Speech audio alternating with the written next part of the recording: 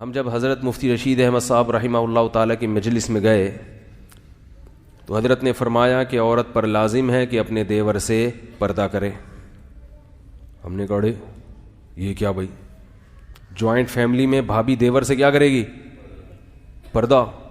If, اچھی بھلی ہنسی خوشی زندگی اس میں ہے، پردہ مت کرو، آرام سے سب مزے سے زندگی گزار رہے ہیں گزارو. لڑکیاں اپنے کزن سے کیا کریں گی؟ پردہ کریں گی. شوہر اپنی بیوی کو اپنے دوستوں سے پردہ کرائے گا.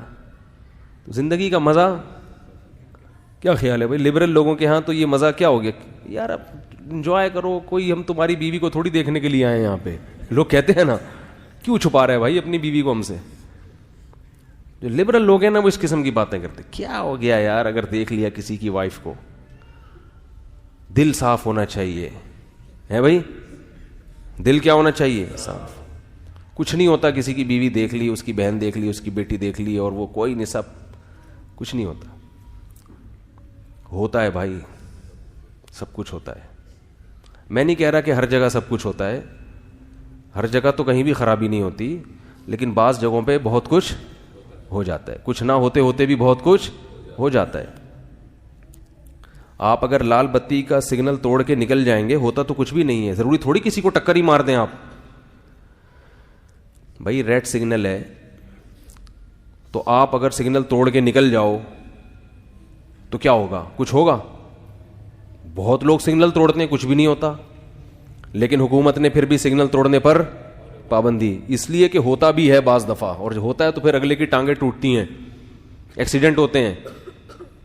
کیا خیال ہے بھائی؟ تو اللہ بھی جانتے ہیں ہم سے زیادہ کہ ہر جگہ پردہ نہ کرنے سے نقصان نہیں ہوتا. بہت سے گھروں میں پردہ نہیں ہوتا پھر بھی کوئی نقصان نہیں ہے، کوئی زنا نہیں ہو رہا، کوئی آنکھ مٹکے نہیں ہو رہے. لیکن جہاں نقصان ہے وہاں نقصان ہے کیوں؟ پردہ نہ ہونے کی وجہ سے. لبرل لوگوں کو دنیا کے معاملے میں تو یہ اصول سمجھ میں آتا ہے، آخرت کے معاملے میں گھننے بن جاتے ہیں. گھننے کا مطلب پھر ہر دفعہ لغت میں بتانا پڑتا ہے. اردو میں گھننا اسے کہتے ہیں کہ اندر سے بہت ہوشیار ہو ٹھیک ہے، اوپر سے باتیں ایسی کرتا ہو جیسے اس بیچارے کو کچھ پتا ہی نہیں ہے. کہتے ہیں نا بیوقوف بن کے پیڑے کھانے والا.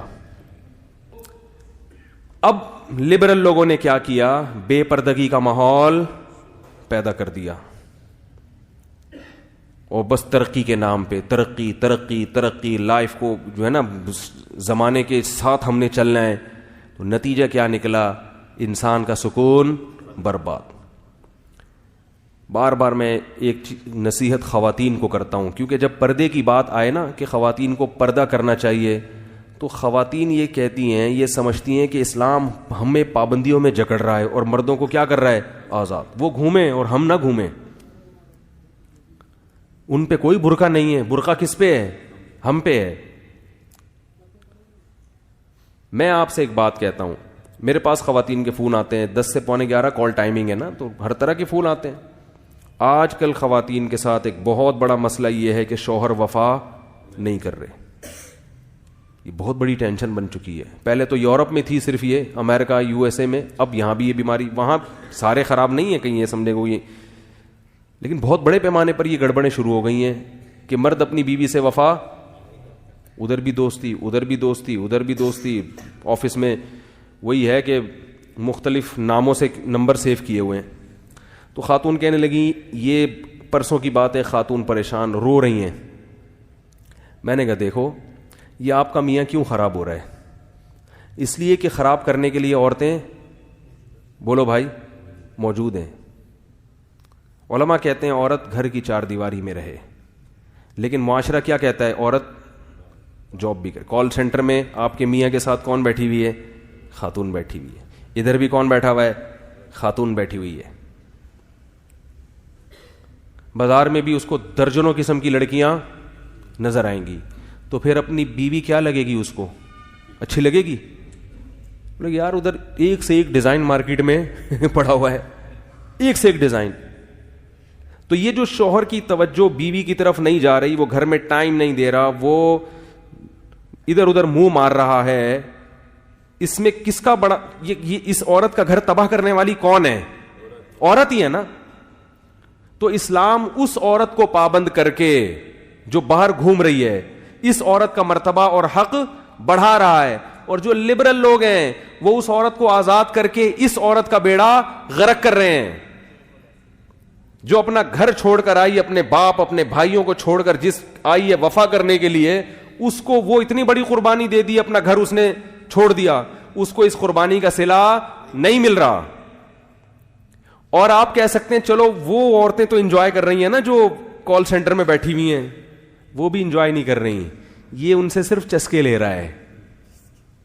معذرت میں تھوڑے نازیبہ الفاظ استعمال کر رہا ہوں, یہ ان کا بھی پورا حق ادا کرنے کے لیے تیار نہیں ہے, دوستی لگا رہا ہے. جب تک انٹرٹینمنٹ کا ذریعہ ہے دوستی نبھائے گا. جہاں اس کی عمر ذرا سی ڈھلکی اور چہرے پہ جھریاں آئیں تو جیسے ٹیشو پیپر استعمال سے پہلے تو بڑا خوشبودار اور بڑی تمیز سے, استعمال کے بعد اس کو کہاں پھینکا جاتا ہے؟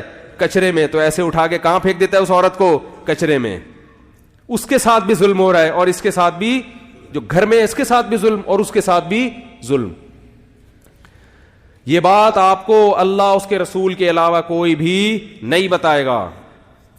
اس لیے میرے بھائی, ہمارے پاس اللہ اور اس کے رسول صلی اللہ علیہ وسلم کے احکام کو فالو کرنے کے علاوہ کوئی بھی راستہ نہیں ہے. اسی میں عورت کی بھی خیر ہے اور اسی میں مرد کی بھی خیر ہے. تو اپنے گھروں میں پردے کا ماحول بنائیں.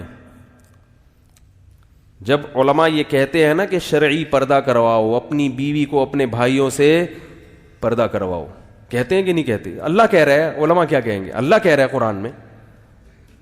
آپ کہیں گے کہ ایسا ٹاپک لے کے بیٹھ گیا, ہماری دم پہ پاؤں رکھ لیا مولوی صاحب نے, معذرت. جب اللہ یہ کہتے ہیں تو اس میں فائدہ کس کا ہے؟ ہمارا ہی فائدہ ہے. اعتماد رہتا ہے انسان کو اپنے گھر والوں پر بھی.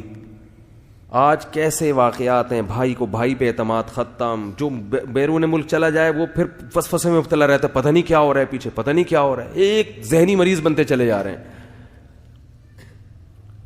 اور پھر جو واٹس ایپ نے, فیس بک نے طوفان بدتمیزی مچایا ہے, وہ تو الامان والحفیظ.